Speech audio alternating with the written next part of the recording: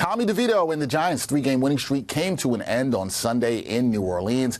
New York Post sports columnist Mark Cannizzaro was at the game in the Big Easy, and he joins us now from there for some Giants football talk. Mark, how are you doing? I'm doing fine, Dex. How you doing? I'm doing pretty good, pretty good. Rough day for DeVito and the Giants offense against the Saints. DeVito mania, it had been intensifying earlier this week, but the Giants quarterback was sacked 7 times on Sunday. Where is his confidence right now after this game? You know, Tommy's a pretty confident guy. I don't think it's shaken that badly, in my opinion. We talked to him after the game a little while ago. What I noticed today, Dexter, was I thought the Saints defense did a great job of. This was a defense that had gotten hurt by a lot of scrambling quarterbacks. They play a lot of man-to-man, defense in the back end. And I thought, DeVito got 2 scrambles for like 14 and 15 yards, and that was about it. I thought they did a great job of hemming him in, because last week he killed the Packers with his scrambling. Obviously, he had 71 yards rushing last week, right? So I thought this, there's film on Tommy DeVito now, right? He was not the new sensation that nobody has film and nobody knows his tendencies. So that's the challenge for him, I think, going forward. And I think you saw that today. I thought that the Saints defense did a great job of looking at what Tommy did last week to hurt Green Bay and didn't allow that to happen today. And that's why you got the 7 sacks for 45 yards and losses, because he just wasn't able to get out. They just kind of hemmed him in and swallowed him up, and it was a tough day. Yeah, it was. Listen, he didn't get the team in the end zone, and that's how quarterbacks are judged.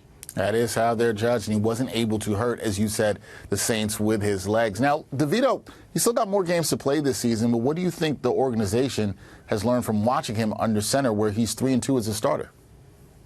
I think that what the Giants are finding is this guy is at the very least a very capable backup next year to Daniel Jones, if indeed Jones comes back, which I think we all expect he will.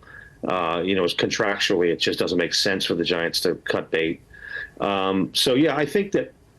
This guy's won 3 games. I get it.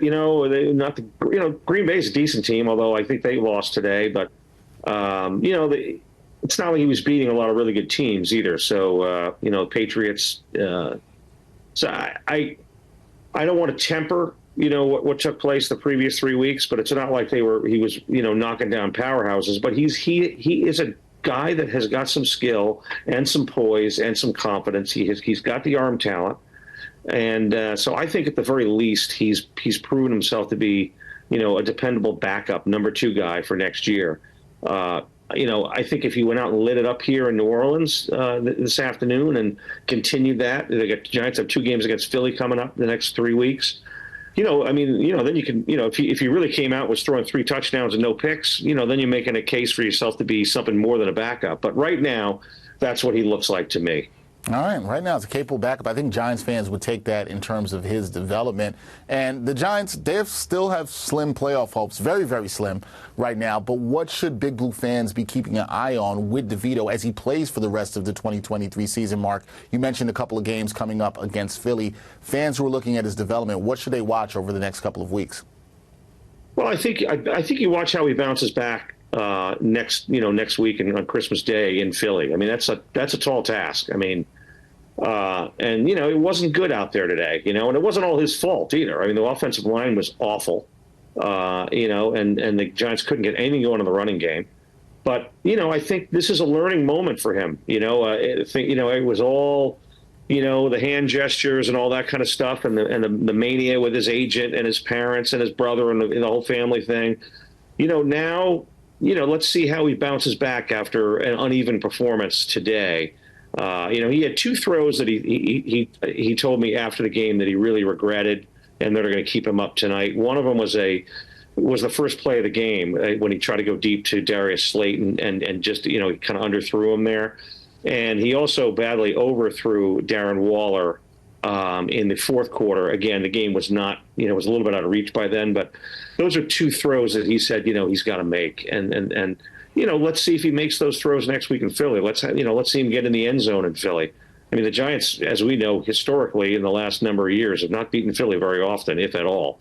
So, the Phillies, the Eagles, kind of eat the Giants for lunch. So let's see how Tommy bounces back next week and for the next 3 weeks, really. I mean, this all he can do in the next 3 weeks is solidify himself for that roster position next year. And that's what he's looking for. I mean, the Giants are not making the playoffs. I mean, even coming in today, it was, it was a scant, and not very realistic possibility.